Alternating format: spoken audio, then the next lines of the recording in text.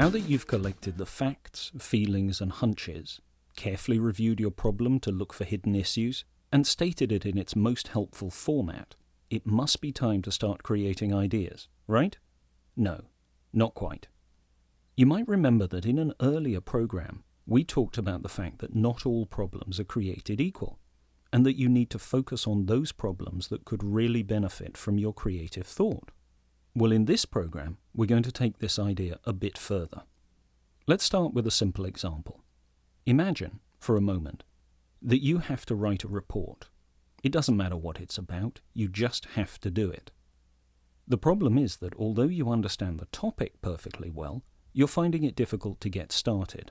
Now, if you had lots of time, you could gather lots of information, ask Aunt Edna and Uncle Ernie to help you explore the challenge, and turn it into lots of different problem statements. And if you did all that, it's certainly possible that you might come up with a creative solution, which means you didn't have to write the report. Or you could just stop wasting time and write the report. You see, there's a problem with creative thinking. Sometimes people enjoy it so much that they start to use it to avoid problems instead of solving them.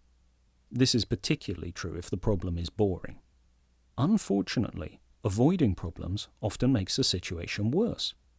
At the same time, leaping into action can get you into trouble if you don't understand what the problem is.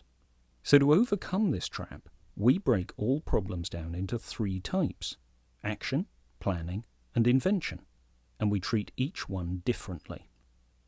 In simple terms, when you know exactly what you have to do to solve a problem, you're facing what we call an action problem. And action problems are solved by taking action.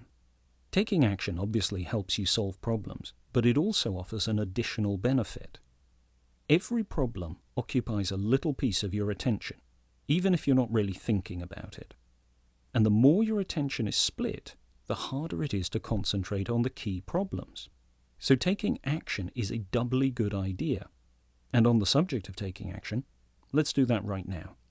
Take a few minutes and go through the list of problems you identified in the last program. Put a dot next to all the statements that you think are action problems.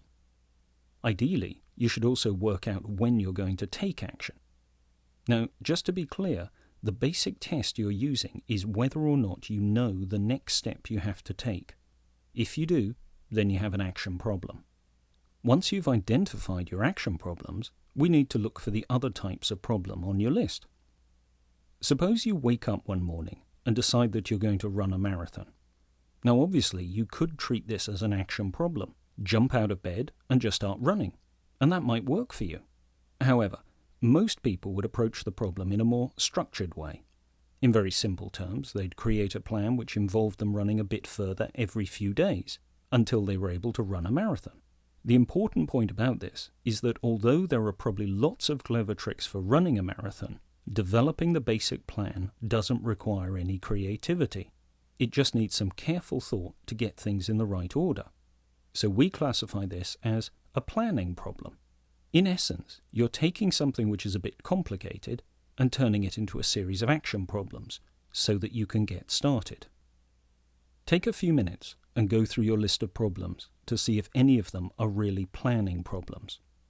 In other words, you know how to go about solving them, but you need to put some time into planning the sequence.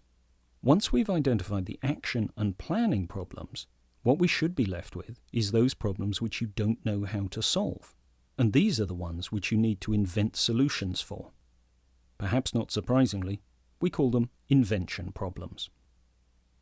In the next program, we're going to show you a number of methods that will help you develop ideas that solve invention problems. For now, we just want you to concentrate on noticing the 3 different types of problems in your daily life. Listen carefully to what people say to you. Try to spot the types of problems they're talking about. Now, quite often, problems are messy combinations of the 3 different types, so you need to develop your skill in separating out the different elements. See you in the next program.